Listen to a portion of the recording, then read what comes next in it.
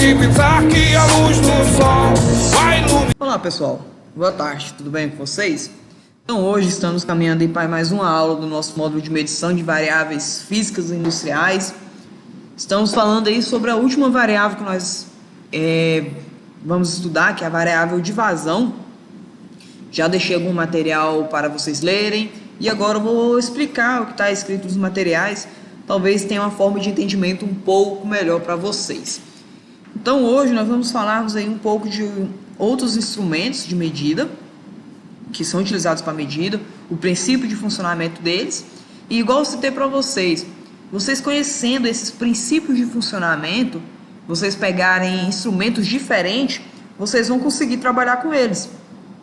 É claro que vai mudar somente a forma que o instrumento vai utilizar para medir, mas o processamento do sinal vai ser o mesmo para todos eles, normalmente 420 mA, 0 a 10 volts, ou você vai utilizar um transdutor para fazer a conversão de sinal. Então vamos lá falar um pouquinho sobre rotâmetros. Eles são medidores visuais, certo? Eles são por área, vai ter uma área variável, que é o princípio de utilização dele, no qual vai ter aí um flutuador que vai flutuando de acordo com a vazão, certo? Então, rotâmetros são medidores de vazão por área variável, vou explicar na imagem, nos quais o flutuador varia a sua posição dentro de um tubo cônico, por isso tem uma área variável, ou seja, ele começa com a base mais estreita e vai alargando até o final da sua saída. Então, proporcionalmente à vazão do fluido. Então, aqui eu tenho a imagem do rotâmetro, certo? E o princípio de funcionamento dele se dá por o elemento tende a se deslocar para baixo, bloqueando o orifício devido à força de gravidade. Que elemento que eu quero dizer aqui?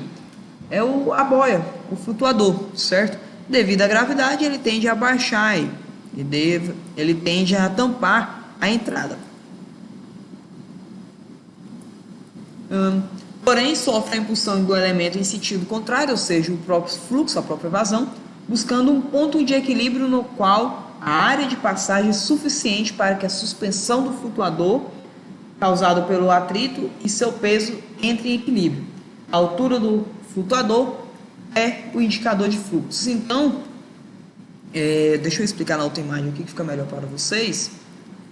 Então, eu tenho aqui a entrada do fluxo, eu tenho um limitador, tudo, e tem a saída aqui por cima, certo? Então, o fluxo ele vai vir e de acordo com a vazão, quanto maior a velocidade, eu vou ter uma força maior empurrando aqui o meu flutuador. Isso aqui é um tubo de vidro, então eu tenho a indicação visual de qual que é a vazão que eu estou tendo naquele instante, momento, certo?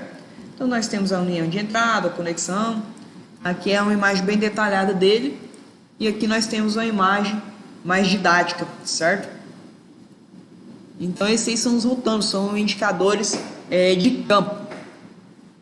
Agora partindo aí para o magnético, que é onde a gente vamos trabalhar aí.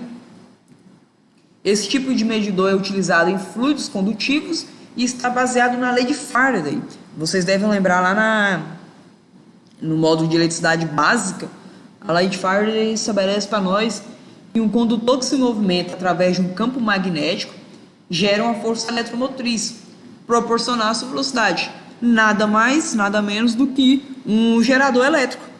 Então, se eu tenho condutores cortando um campo magnético, eu vou ter uma força eletromotriz induzida ali. Então, isso aí é do tipo, basicamente, um gerador elétrico. O medidor consiste num tubo de material não ferromagnético, porque se for ferromagnético eu vou ter dispersões do campo magnético, com duas bobinas externas que geram o campo. Vai ter dois eletrodutos internos para medição. Quando o fluido atravessa o campo magnético, uma fêmea é gerada e medida pelos eletrodutos.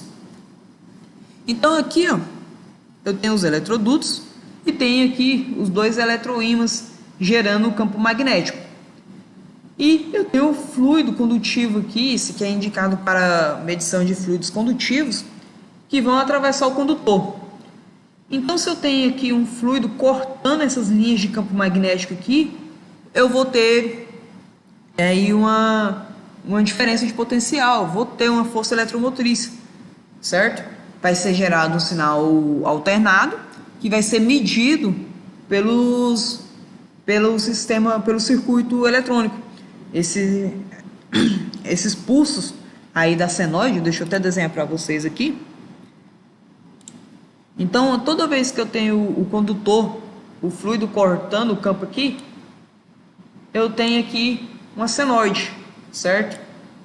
Então, esses pulsos, eles são medidos pelo circuito eletrônico, são processados e amplificados para a malha de controle, para os controladores. Então, esse aí é o sensor magnético. Temos um medidor de vazão do tipo turbina, que também baseia nesse princípio de medição aí por pulsos. Como que ele é? Ele é uma turbina, certo? O rotor, ou seja, a parte que gira, o próprio nome já diz, rotor, a parte rotatória, é provida de aletas que fazem girar quando o fluido passa na tubulação do processo. Uma bobina captadora com ímã permanente é montada externamente à trajetória do fluido. Quando esse se movimenta através do tubo, o rotor gira a uma velocidade determinada pela velocidade do fluido, ou seja, a minha vazão, e pelo ângulo das lâminas do rotor. À medida que cada lâmina passa diante da bobina do ímã, ocorre uma variação do circuito magnético e no fluxo magnético, que eu acabei de explicar para vocês, que está submetido à bobina. Verifique-se, então, a indução de ciclo de tensão alternada. Então, aqui eu tenho o medidor de vazão do tipo turbina, certo? Eu tenho o rotor, a parte que vai girar de acordo com a vazão, e toda vez que as paletas metálicas atravessam o campo magnético da bobina que está instalado aqui fora, eu tenho uma tensão induzida, porque eu estou tendo uma variação do campo magnético, então eu tenho uma força eletromotriz sendo induzida. Esses pulsos vão ser tratados pelo circuito, vão ser amplificados lá pelo transmissor. Então esse aí é um tipo de medidor de vazão aí do tipo turbina. Para hoje nós tínhamos somente isso. Eu peço para vocês que leiam a apostila que eu deixei disponível na plataforma para responder às atividades, e até a nossa próxima aula. Fiquem com Deus.